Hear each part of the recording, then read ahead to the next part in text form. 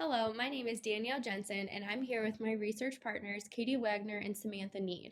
We're all from the social work program, and we're going to be discussing ethnic differences in loss and grief. So overall, grief and bereavement are normal processes of coping with loss for everyone. It's how those individuals cope with their grief that sets them apart.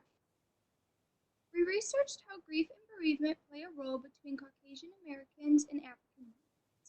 Previously, it was stated that African American culture tends to lean on their faith to get through loss, whereas Caucasian Americans tend to reach out to close family. We researched the ethnic difference between the two. To obtain the results later stated, we used a semi-structured interview to collect the data. We asked demographic questions to 55 participants with an average age of 66 years old. 55 participants consisted of 33 Caucasian Americans and 22 African Americans. Findings include that Caucasian Americans and African Americans cope with spousal bereavement similarly. The purpose of our study was to determine ethnic differences in the ways individuals from African American and Caucasian American populations cope with loss and grief. To gain insight on this topic, we surveyed the population by using a written survey and providing open-ended questions for participants to answer. We then gathered the data to show what supported the individuals during grief along with what did not support. Our results that we gathered from our data incorporated key findings that supported our participants and that did not support our participants while they were going through their bereavement process. So we found that 81% of all participants did not go through a grief recovery program. We have a figure below that shows how many people did not attend and how many people did attend, showing that significantly more people did not attend. 89.4% of African American participants were found to be religious, whereas 90% of Caucasian Americans were found to be religious as well. This contradicts the previous research we found that African Americans were found to be more religious than Caucasian Americans during their bereavement process. People that actually gave us quotations that we were able to use for our research was that family and a grief therapist helped me, the church members, and a pastor helped me, and religion, support from others, family, and children helped me.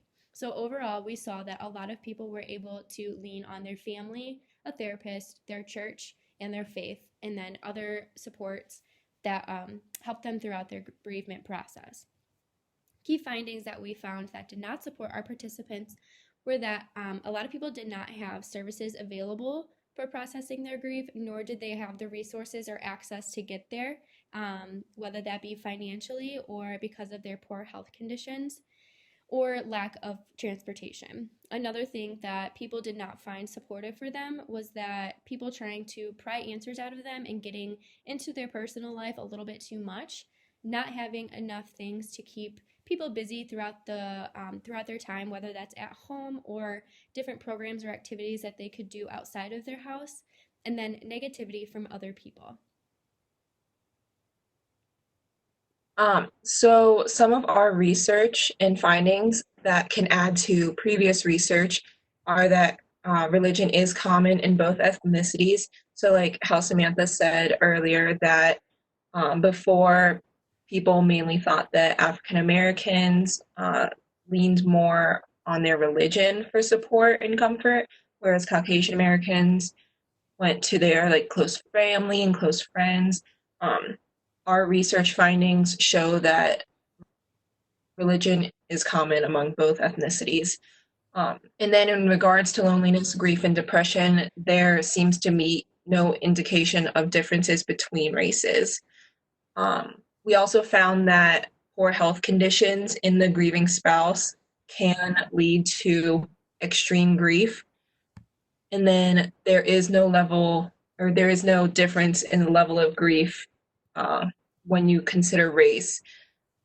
And then marital strain can cause grief that is either more extreme due to a lack of closure. So if you are happier in your marriage and then your spouse suddenly passes away, you might lack that closure. And it might cause more grief for you.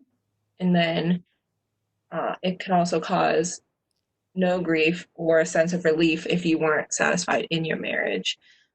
And then a few study limitations that we had for this research was that the individuals did have the option to opt out of the study or specific questions for any number of reasons. They may not have felt comfortable answering the question, or they didn't want to bring up any strong emotions that they might have with the memories that this question brought up.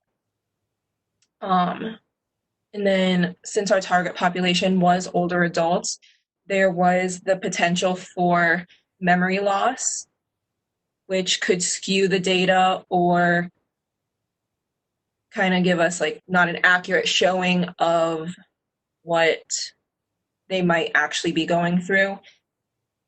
And then a small sample size. So as my group members mentioned earlier, we did only have 55 participants, which doesn't really show an accurate reading for either ethnicity on how they would cope with the grief and loss of a spousal member.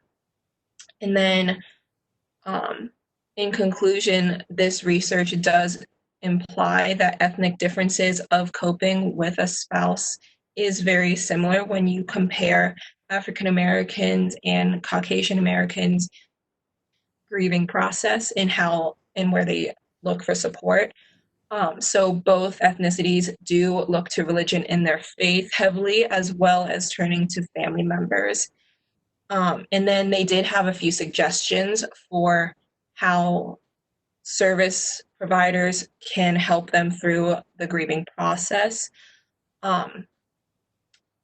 They suggested that there be more grief recovery programs targeted at males to help them learn how to open up, talk more about their emotions in a safe environment, as well as more transportation options and easier accessibility, whether that be a lack of transportation or for financial reasons, if they might not be able to afford the group, the if they might not be able to afford like any counseling or therapy or anything like that.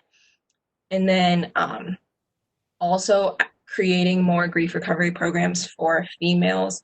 And the same thing, just having them more accessible and having more options for transportation or connecting them to those groups, whether that be like online, through the phone, having a support team member reach out to them and go to their house, and then just adding more bereavement classes.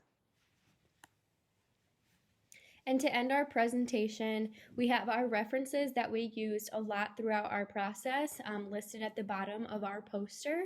And if there aren't any questions, then this is the end of our presentation, and we would like to thank you for reviewing.